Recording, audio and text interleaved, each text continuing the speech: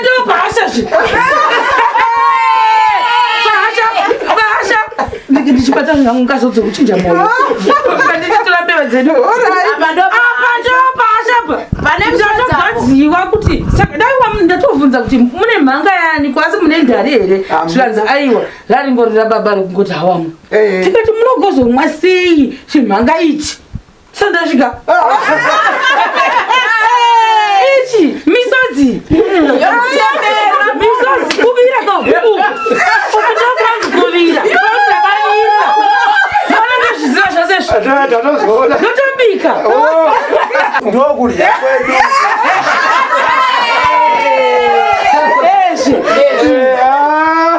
Tinofara ngata. Neshamwari dzenyu. Neshamwari dzangu. Makatoka kusiwala itori.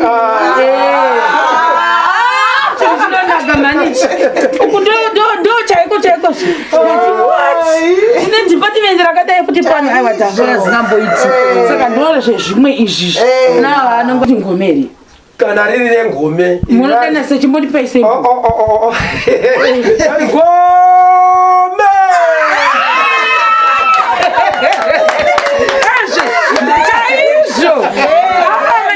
Chaizvo. Saka idzi mbeva idzi zvacho.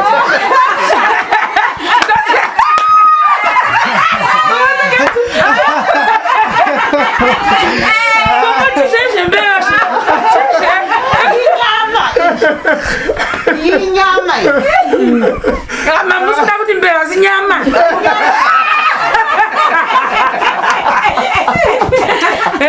Dzezvatiza.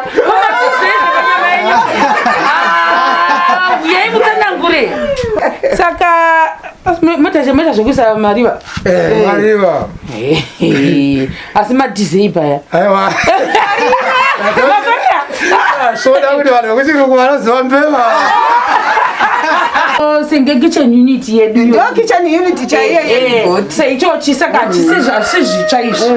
Saka izvozvi taapa stage yekupedzisira.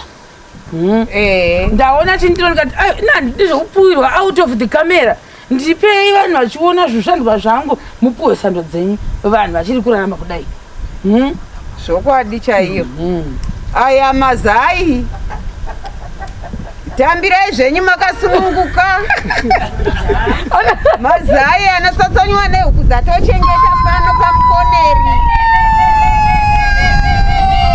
Ngari maverenge.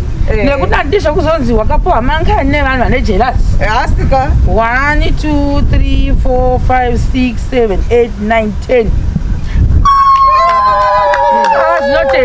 Zvinotendwa. Zvandidedzo zvazvo ndine chekuhechesa ndatonohechesa ndatori chine 10 huku pano. Vanhu vane jelasi. Anditi ndinona mabweresa zvangu ndondoryawo pandoenda kuchiredzo. Zvakanaka. Asi tichiri ipapo ndadiscover something patakagara mukitchen. Kuti haminopindai mundiratidze madiscover andaita. Ndiri anotunga ndezvinhu.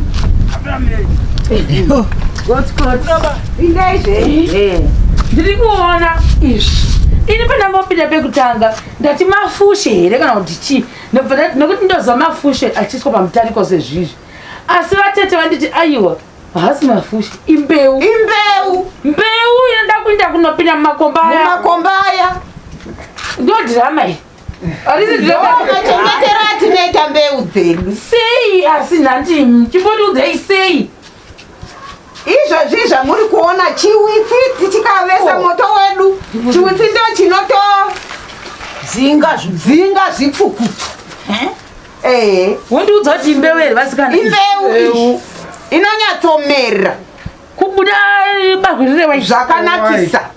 Barwe jena ipapa. Iyi method makadzidziswa nani? Ndo yaitwa kare namadzitetegura. Mai vako takadzidza vakatiraira vakatiudza voti chingoona mama yedu achichengeta zvichingoramba zvichitera. First time yangu kuona zvinhu zvakaita zva ndikurere nhema. Saka ndati nhema dzenyu so inokavirwa sei hau igobuda riri jena mugotorya kudya zhezha nekutondogaisa. Asa munoisa mbeu shoma here apa saka zvakadini? Mbeu haisiyo yoga yakaita kudai.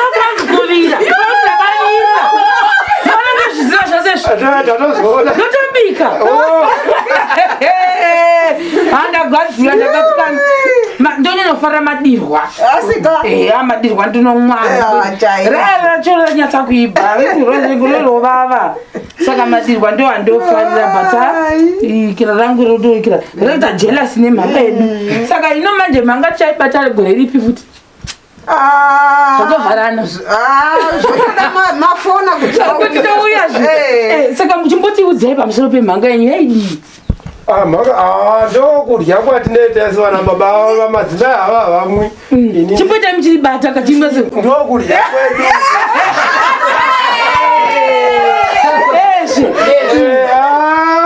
tinofara neshamwari dzenyu neshamwari dzangu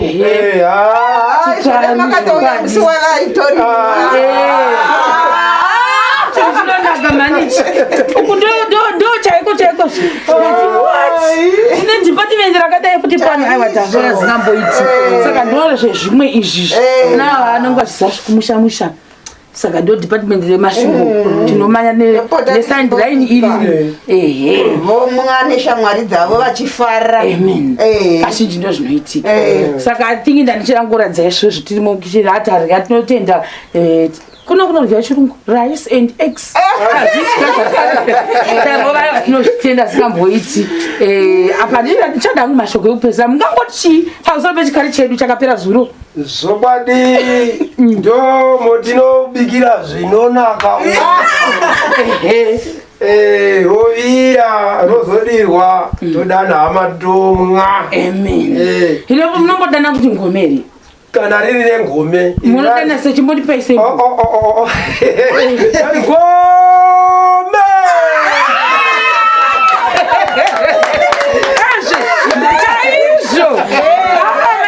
chaizvo saka masvingo yese ndo zvainongoita nditi oraiti aiwa ndafara sinamboiti semu zvokwandiri mwana wenyu andinakuatika sembudadikude